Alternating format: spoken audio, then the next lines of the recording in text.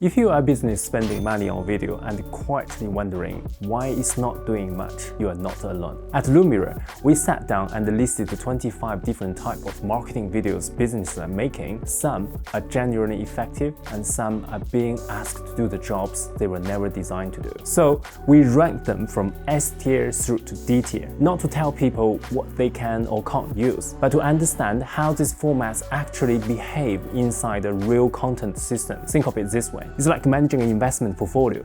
The basic rule is that you don't put all your money into one single basket. You build a mix and balances risk and compounds over time. The same principle applies to video content marketing. It isn't about choosing one perfect video. It's about building a resilient content mix that works together and keep delivering value over long term. This isn't theory. It's based on what's performing right now, what platforms are actually pushing, and how people really consume video in 2026. The goal here is simple: to help you to stop overloading the wrong videos and start building a system where each type plays the right role. By the end of this video, I'll also show you how this ranking fits into an interactive tool we have built and how you can use it to shape a content system that actually makes sense for your own business and your goals. Let's start at the bottom with D tier. Corporate manifesto videos are the most common example. You know this one: drone shots, glass buildings, someone in suit looking thoughtfully out of the window, epic music, and big statements.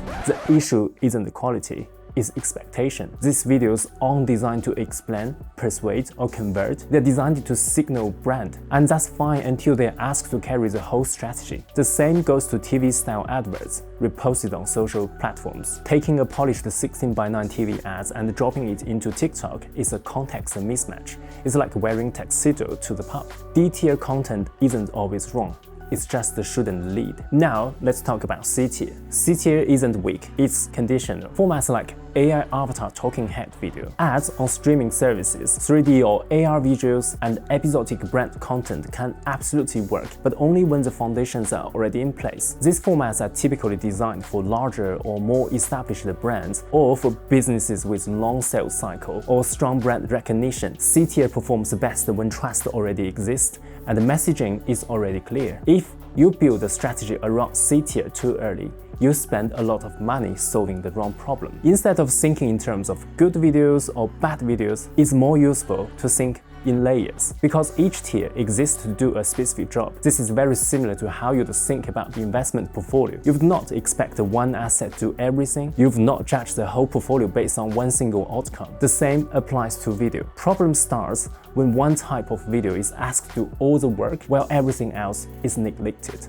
B tier is your foundation and your day-to-day utility content, including product demos, training videos, behind-the-scenes clips, and captioned social updates. These videos don't usually close deals on their own, but without them, everything else becomes fragile. They answer questions, reduce frictions, and keep the system moving even when you are not actively selling. B tier should be efficient, repeatable, and calm on the budget, because this is where systems beats spectacle. A tier is where attention turns into trust. These are the videos people choose to sit with, such as video sales letter (VSL), long-form YouTube content that has educational value, and personalized sales videos. They don't need millions of views, they need the right ones. In fact, some of the strongest A-tier videos we have ever made had never been published online at all. We produced a very polished film for one of our clients, and they have ever only used that in sales meetings, shown to a small number of people at the right moment. The video was really powerful because it included a deeply moving and emotive personal story. In one of these meetings, after watching the video, the potential customer cried. At that point, everyone in the room knew the video had landed. That's the magic of A tier. These videos explains properly, remove doubt, and influence decisions on a human level, which is why they justify more thinking, more planning, and more budget. If a video is meant to persuade, convert, and move someone closer to a yes, it belongs in A tier. The biggest mistake we see in 2026 is business overspending on B, C, D tier and underinvest in A tier. They endlessly polish internal content but rush the one piece of video that actually influences the buying decision. Or they make one expensive brand video that has nothing useful to support it. That's not a video problem, it's a system imbalance. So after all of that, what actually makes a content system work in practice? This is where S tier comes in. S tier isn't about production value or polish, it's about how content behaves once it's out in the world. These formats do three very specific jobs. First, to put new people into the system. Search-based video is a clearest example of this. People are no longer just scrolling.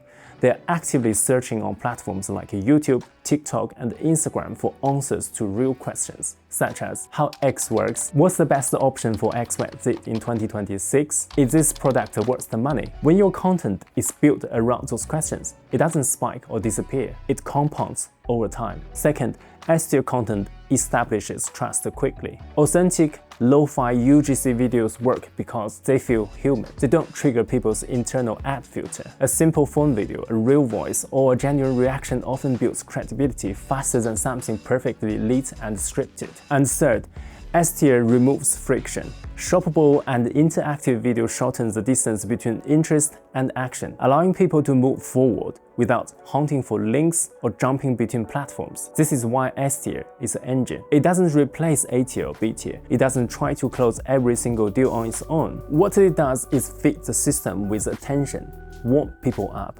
before deeper conversations, and gives you the A-tier content a chance to work. Without S-tier, even great A-tier videos struggle to get seen. With it, the entire system gains reach, momentum, and longevity. You probably can see now. The point of this isn't to avoid certain tiers, because you can absolutely have D tier or C tier content in your mix as long as they are playing the right role. When each tier knows its job, the system becomes efficient. And when the system works, individual videos don't have to carry all the pressure. That's the difference between making videos and building an effective video strategy. We have taken everything we've talked about here and mapped it into a simple interactive tool we call the Lumira Reader, which sits inside our 2026 video strategy effectiveness ranking. It lets you see which of these 25 video types fall into which tier, what they're actually good at, how hard or easy to produce them, and how they fit into a balanced content system. You can filter by business objectives, effort level, and expected return, so you don't have to guess where to put your time and budget. You can also use the free AI tool built into the reader. If you briefly describe your business and the purpose of the campaign,